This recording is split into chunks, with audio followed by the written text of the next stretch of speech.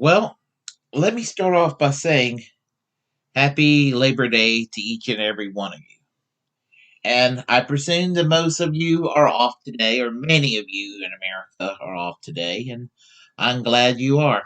And I hope that you enjoy your backyard barbecue, your day at the beach, or whatever quality times you're spending with your friends, family, loved ones.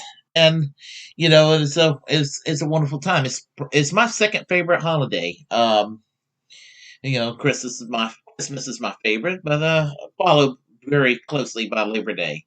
And the thing about it is that with Labor Day, well, I mean, I like it for the obvious political reasons why I like Labor Day, but I also like Labor Day for there's an apolitical reason I like it too. I am not a summer person at all. In fact, when it comes to around Easter time, I get very depressed because I know what I am ready to head for to. I know what I have to look forward to around late May, early June. The hot summer hits, and I'm just not particularly keen on summertime because I'm hot nature. I sweat easily, and I get very irritable when I do. And I just it just the heat just beats you down during the summer. The humidity, especially down here in North Carolina. I mean, it's bad enough we don't have normal winter cycles like we used to. We used to have a normal winter cycle in North Carolina. One or two big snows a year and some dusty flakes. That was my life in the 1970s and the 1980s. And then in the 1990s, the weather changed. Anybody tells me there's no such a thing as climate change or global warming are full of doo doo. Of course, climate change is real. Of course, global warming is real. I live in North Carolina. The summers are hotter than they've ever been, and there are years we may go like skip a year or two without any snow. So tell me that there's no such thing as global warming. There's no such thing as climate change. You're just simply vulgarly wrong. Um, Criminally wrong as far as I'm concerned. It's just the case. But as I said, Labor Day I love because around Labor Day for the obvious political reasons. Also, when it comes to Labor Day, the weather starts changing for the better. I am probably the happiest you could ever see me during the autumn. I mean where it's chilly outside.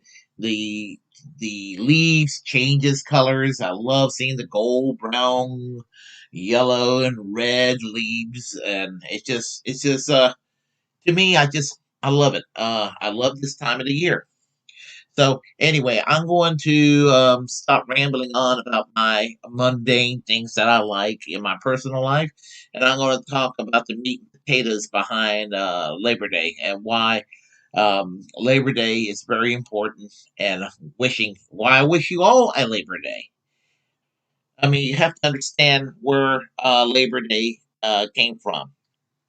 Now, the first real general strike that taken place in America was in 1886 when over 100,000 Americans in the United States walked off the job in protest for favoring the idea of having the 8 hour workday ready for everyone. Because back then, people work 6 7 days a week and working 12, 14, 15 hours a day, and the child labor was exploited, and people were paid next to nothing. There's nothing even remotely positive about the way things were during those times. And so it was called May Day because it took place on May 1st, 1886. The Socialist International, which is the worldwide federation today of labor parties, social democratic parties, socialist parties, implemented a May Day as the International Labor Day or International Working Men's Day. And if there's one area where socialists and radical social democrats today and communists and anarchists will pretty much be on the same page as basically looking upon May 1st as as a holiday for the workers around the world. And I certainly adhere by May Day myself. Make no apologies for it. And it's sad that the Labor Day doesn't take place on May 1st, but I'll take what I can get. Grover Cleveland, President Grover Cleveland enacted Labor Day in 1894. And the reason why the Labor Day came into being, in particular in America, was because of an economic depression that existed in the United States between 1893 and 1897, called the Panic of 1893. The economy, it was a kind of a depression of sorts, and the Pullman car company, I believe outside of Chicago, basically they used to pay their workers kind of a decent wage, paid them a place to live where they could pay rent. They had a company, grocery store, things like that. They reduced the pay of their workers by 20% in 1893, and kept the high rates for rent, kept the high rates for grocery bills and the cost of living, and it was life was very very tough. And Eugene Victor Debs and other union organizers came there to try to organize a union.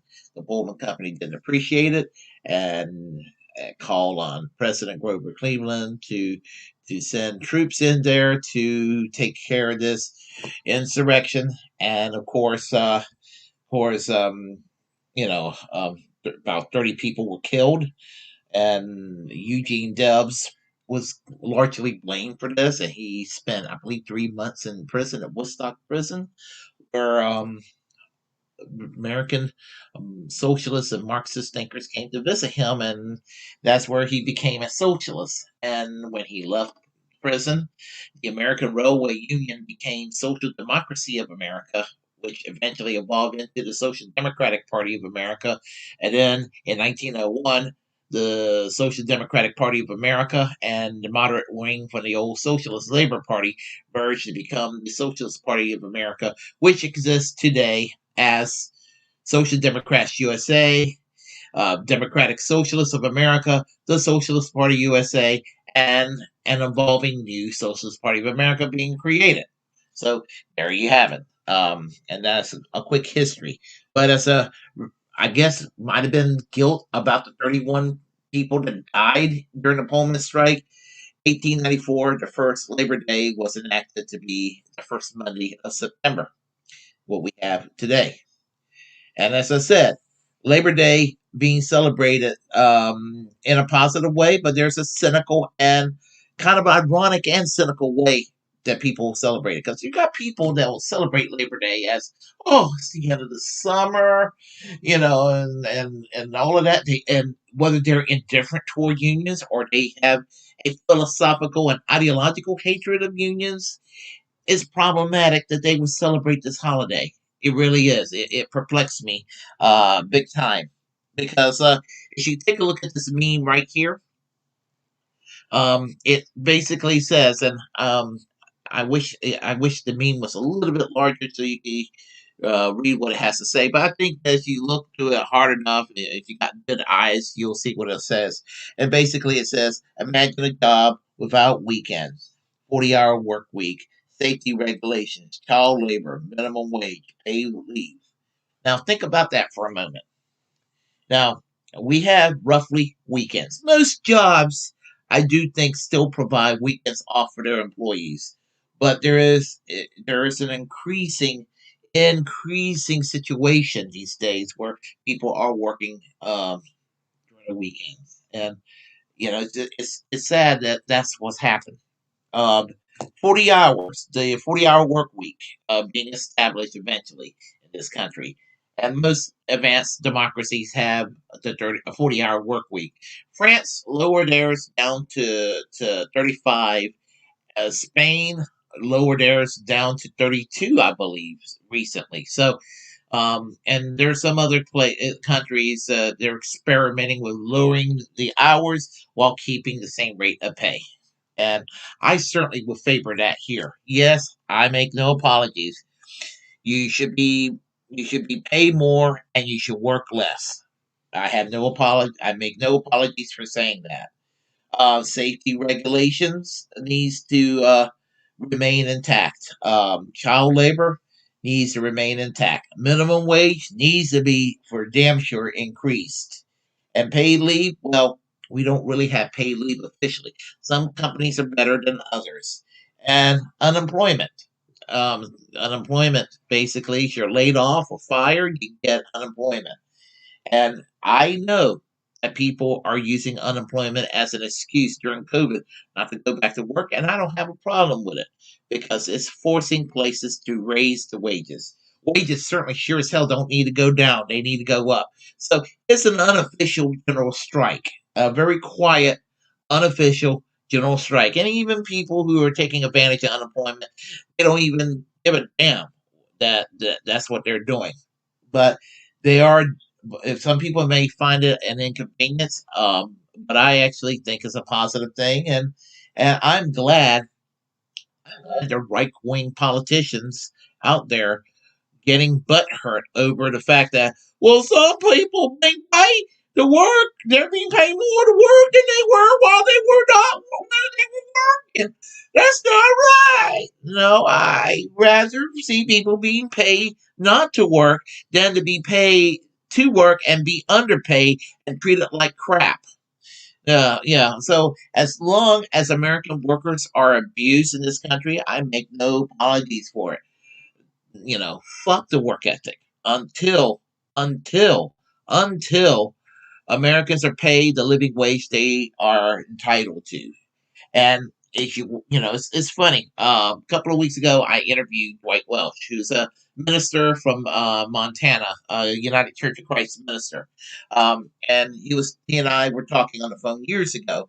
And he was on this conservative forum called Town Hall, and these and a lot of these conservatives are evangelical Christian types and wanting America to be the way it was in the 1950s.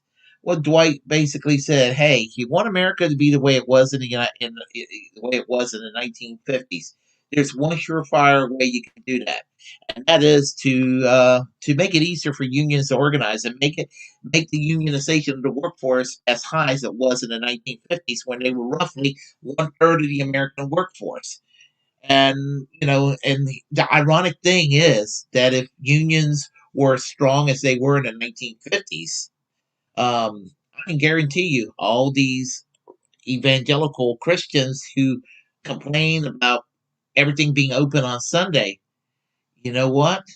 Um, Unions, they're strong, uh, will probably make it so where people will be off on Sundays because that's the way it is in a lot of developed countries. I remember when I was in England in 2006. On Sunday, there was a few restaurants and a few little places here and there open, but it was nothing like it was here in the United States, where the United States on a Sunday they may open a little bit later and close a little bit early, but it's still just another retail day.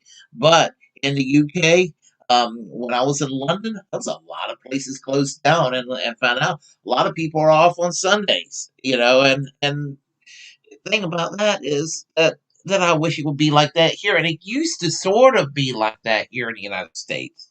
But greed basically prompted that to come to an end. It wasn't really out that long ago in the 1970s, 80s when I was growing up.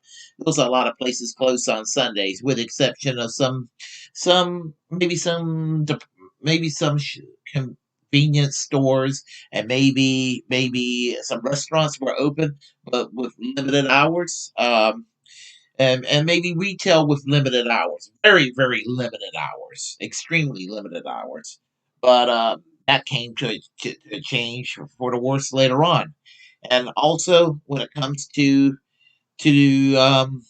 people, working in with these split shifts, I have a problem with split shifts. makes no sense to do that. It's abusive to employees. They have no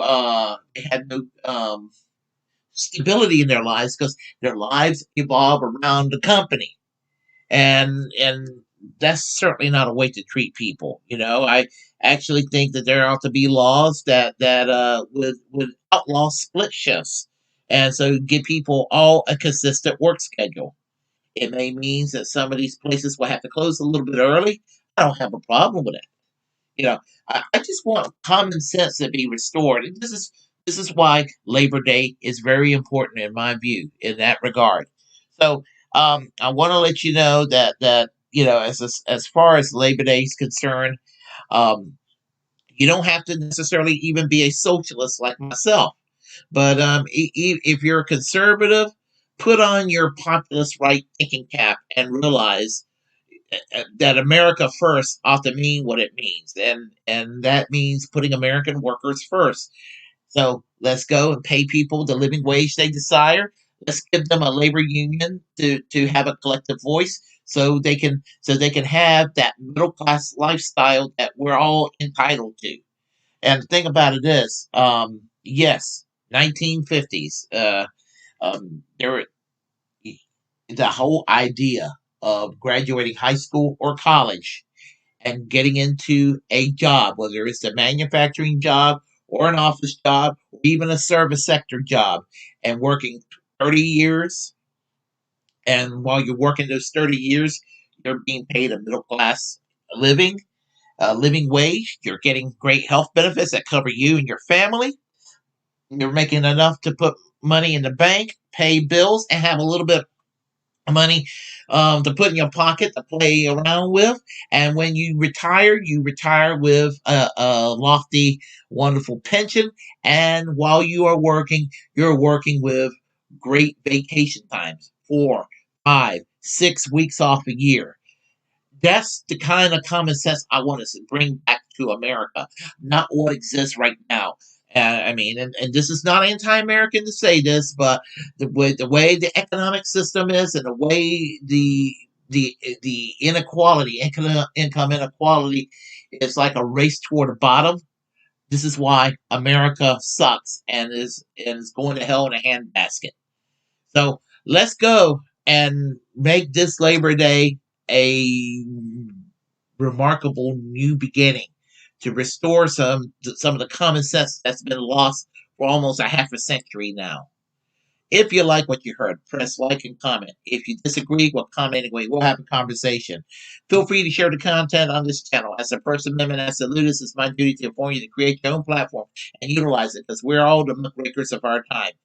Also, subscribe to this channel and hit the notification bell so you're kept up to date with hard hitting social democratic commentary by yours truly.